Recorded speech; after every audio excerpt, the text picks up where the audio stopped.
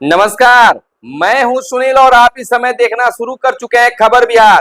खबर बिहार में बातें करते हैं, बिहार की खबरें होती है बिहार के खबरों के साथ साथ देश दुनिया में क्या कुछ चल रहा है तमाम खबरों से हम आपको कराते हैं अपडेट। बिहार में शिक्षा रोजगार का क्या है हाल और गांव की सरकार को लेकर क्या कर रही है बिहार सरकार, तमाम खबरों से हम आपको कराते हैं अपडेट। माता की पट खुल गई है। गांव शहर सभी जगह मां के दरबार में श्रद्धालुओं की भीड़ लगनी शुरू हो गई। पट खुलते ही बिहार के मुख्यमंत्री ने भी माता के दर्शन किया। वहीं उप मुख्यमंत्री सम्राट चौधरी ने भी माता के दरबार में फरियाद किया।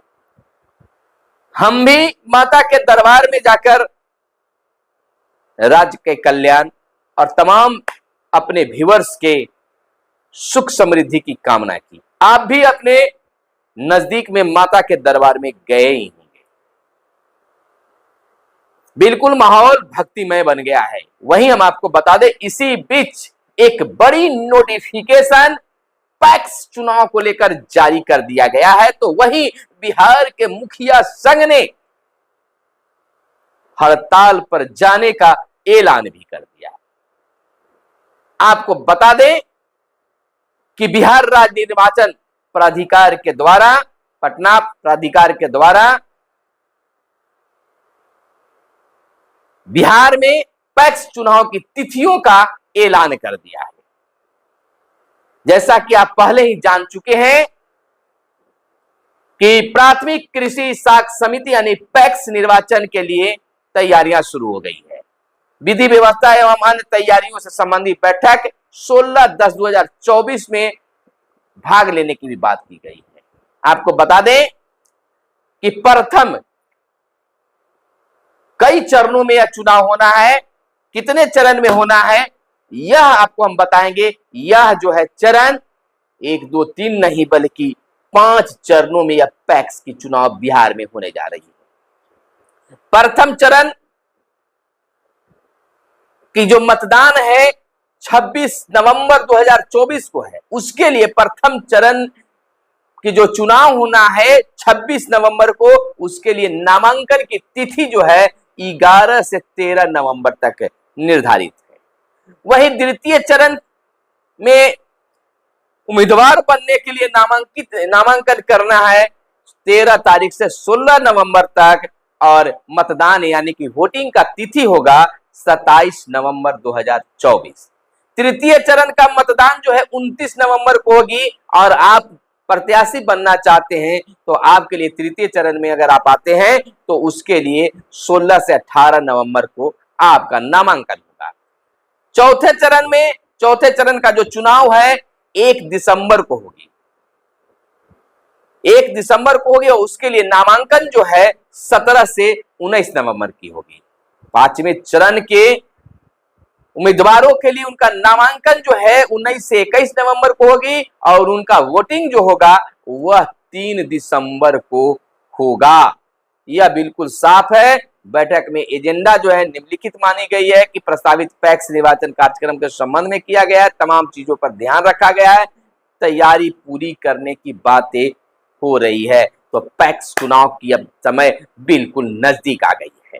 वहीं इस दशहरे के मौसम में माहौल में भक्तिमय माहौल में रेलवे ने एक बड़ा तोहफा दे दिया है। अब जनरल कोच में भी मिलेगी कंफर्म सीट। यह बड़ी बात हो गई है दुर्गा पूजा के अवसर पर रेलवे की तरफ से। वहीं हरियाणा का असर अब बिहार पर भी पड़ेगा, यह कहना है एनडीए का।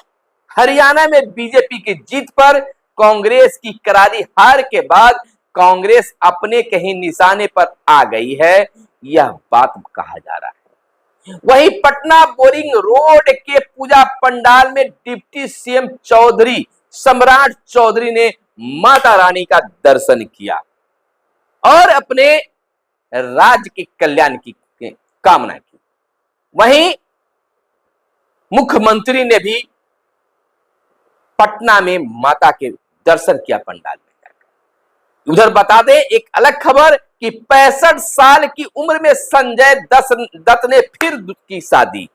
65 साल की उम्र में अभिनेता यानी कि फिल्मी हीरो संजय दत्त ने चौथी बार 7 फेरे लिए, तीसरी बीवी संग दूसरी बार की शादी।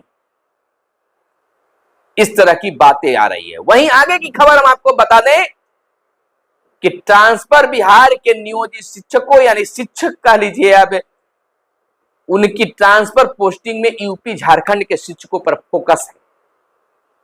शिक्षक संघ का यह कहना है, मानना है, शिक्षक संघ ने कहा 5 साल में जबरन ट्रांसफर कमाई का फार्मूला है। एक्सपर्ट इस संबंध में बोल रहे हैं कि चुनाव में होगा नीतीश सरकार को भारी नुकसान, इसको मानकर चलना है। वहीं मुखिया महासंघ ने हड़ताल का कर दिया है बड़ा ऐलान। 15 अक्टूबर से सभी पंचायत का काम होगा ठप। 15 अक्टूबर सुन लीजिए, मुखिया जी आजिज होकर हड़ताल का ऐलान किए। उनका कहना है कि हमारे लिए जो हमारा अधिकार है सरकार छीन रही है। वहीं वार्ड सदस्य भी पीछे नहीं है, उनका भी कहना है कि हमें केवल रबड़ स्टाम्प बना दिया गया। सरकार हमारे साथ वादा खिलाफी की है। चुनाव से पहले सरकार ने जो हमें ख्वाब दिखाया था वह पूरा नहीं कर पाई, अलबत्ता हमारा अधिकार भी छीन लिया गया। मुखिया जी के साथ वार्ड के साथ साथ सरपंच साहब का तो कहना नहीं है, उनका तो गुस्सा आसमान में है। उनका कहना कि सरकार ने कहा था, ऐलान किया था कि सरपंच साहब को न्याय के साथ विकास करने का अधिकार मिलेगा, यानी कि मुखिया जी जो काम करेंगे उन पर वह नजर रखेंगे। लेकिन अब 5 साल बीतने को है, अब तक इस पर कोई पहल नहीं की गई है, तो हमारे साथ एक बहुत बड़ा धोखा हुआ है। फिलहाल मुखिया संघ ने आंदोलन का ऐलान 15 अक्टूबर से कर दिया है। अब देखना यह होता है कि पंचायतों का विकास या पंचायतों में कार्य कैसे होता है। इधर नवरात्रि के मौके पर बिहार के मुखिया, बिहार के मुख्यमंत्री नीतीश कुमार खाजपुरा पटना यानी खाजपुरा मंदिर मां दुर्गा से आशीर्वाद लेकर बिहार की तरक्की की कामना की। वहीं अमित विक्रम ने एक बड़ा आरोप लगाया है। उन्होंने कहा है कि नई ट्रांसफर नीति में पुरुष शिक्षकों को अपने गृह अनुमंडल से बाहर करने के खिलाफ बड़ा बयान दिया है उन्होंने कि पुरुष शिक्षकों को अपने गृह अनुमंडल से बाहर करने के खिलाफ सभी संघ एकजुट है। सरकार इसे जल्द से जल्द वापस ले, अन्यथा आंदोलन करेंगे सभी शिक्षक संघ। इस तरह की बातें कई सोशल मीडिया पर और कई चैनलों पर भी शिक्षक नेता कह रहे हैं कि प्रखंड उनको कहा जाए कि प्रखंड गृह प्रखंड से बाहर उनकी किया जाए, बल्कि अनुमंडल से बाहर करने की बातें नहीं हो। इधर साइबर ठगों से निपटने के गुर अब सीखेंगे बिहार के पुलिसकर्मी। दुर्गा पूजा के बाद ट्रेनिंग का कार्यक्रम शुरू होगा। पहले आर्थिक अपराध इकाई के कर्मियों को मिलेगा प्रशिक्षण, यानी कि इंस्पेक्टर रैंक वालों के बाद नीचे के कर्मियों को दिया जाएगा प्रशिक्षण। पुलिस कर्मियों की ट्रेनिंग में कई खासे बातें सामने आई। साइबर ठगी इन दिनों काफी हो रहा है, इस पर जो पहल की जा रही है बिल्कुल सही है। एक बड़ी खबर बता दें कि बिहार के नियोजित शिक्षकों के पोस्टिंग और तबादला को लेकर जो विसंगतियां हैं, इस बात तक को नेताजी लोग बिहार के मुख्यमंत्री नीतीश कुमार तक पहुंचा दिए हैं। माना जा रहा है कि दशहरा पूजा के बाद इस नियमावली में एक बड़ा संशोधन होगा। कई लोगों ने इस पर आरोप लगाया है कि 5 सालों में तबादला करने की जो नीति बनाई जा रही है या बनाई गई है, वह पैसे उगाही करने का एक जरिया होगा। अब बातें बवाल मच गया है शिक्षकों के पोस्टिंग को लेकर, लेकिन सरकार की ओर से कहा जा रहा है, शिक्षा मंत्री की ओर से कहा जा रहा है कि शिक्षकों के सुविधा को ख्याल में रखकर यह ट्रांसफर पोस्टिंग नियमावली पॉलिसी लाई गई है। खैर, अलग अलग सोच, अलग अलग बात, लेकिन माना जा रहा है कि इसमें संशोधन की जरूरत है। इधर निकायों में क्लस्टर बना होगा कचरा प्रसंस्करण, कचरा प्रबंधन को लेकर यह बातें आई है। 161 शहरी निकायों के लिए बनाए जाएंगे 24 क्लस्टर, मंत्री जी ने कही है। बिहार के शहरों को कूड़े के अंबार से जल्द निजात मिलेगी। क्लस्टर बनाकर इसके निस्तारण की योजना बनाई जा रही है और इसमें सुधार हो गया। स्मार्ट सिटी की 74 योजनाएं पूरी। 2025 में मेट्रो चलाने की संभावना तलाशी जा रही है कि बिहार में पटना में मेट्रो के कार्य शुरू हो जाए। यानी चलना शुरू हो जाए। देखना यह होगा कि कब क्या होता है।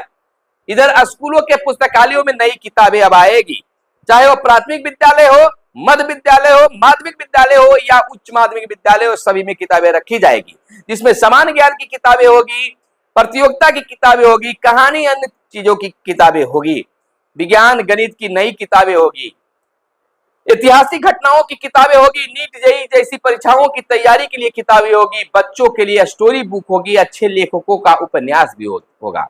वैसे बच्चों को फायदा होगा जो महंगी किताबें नहीं खरीद सकते हैं, वह स्कूलों में इसका पाठ पढ़ सकते हैं। वहीं 4 शहरों में मेट्रो का रूट सर्वे शुरू हो गया, नवंबर तक इसकी रिपोर्ट आएगी। मुजफ्फरपुर, भागलपुर, दरभंगा और गया में मेट्रो की संभावना को लेकर तैयार की जा रही है। यह तैयारी, सर्वे रिपोर्ट आने का इंतजार है, यानी कि गया शहर में भी, मुजफ्फरपुर शहर में भी बिल्कुल मेट्रो चलेगी। इधर कचहरी सचिव और न्याय मित्र की बहाली दिसंबर तक होगी। जिलावार कचहरी सचिव और न्याय मित्रों का रिक्त पदों को बताया गया है। आपको बता दें कि राज्य के विभिन्न पंचायतों में कचहरी सचिव और न्याय मित्र के 3810 रिक्त पदों पर दिसंबर तक बहाली होगी। पंचायती राज विभाग ने सभी जिलों को इस साल के अंत तक बहाली प्रक्रिया पूरी करने का निर्देश दिया है। इसकी खास खबर हम आपको एक अलग से देंगे। वहीं अपर मुख्य सचिव ने बच्चों को पढ़ाया और साथ में किया मध्याह्न भोजन।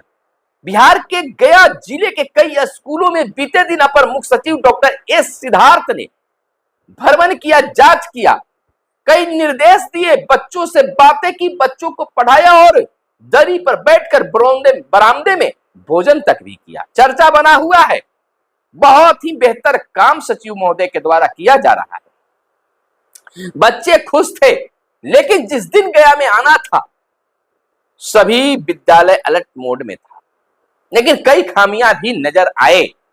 उनकी नजर मूल्यांकन पंजी पर बारीकी से देखी गई, बच्चों की कॉपियां देखी गई, टेस्ट मिलता है या ना मिलता है, बच्चे क्या पढ़ते हैं, तमाम चीजों पर रखा गया।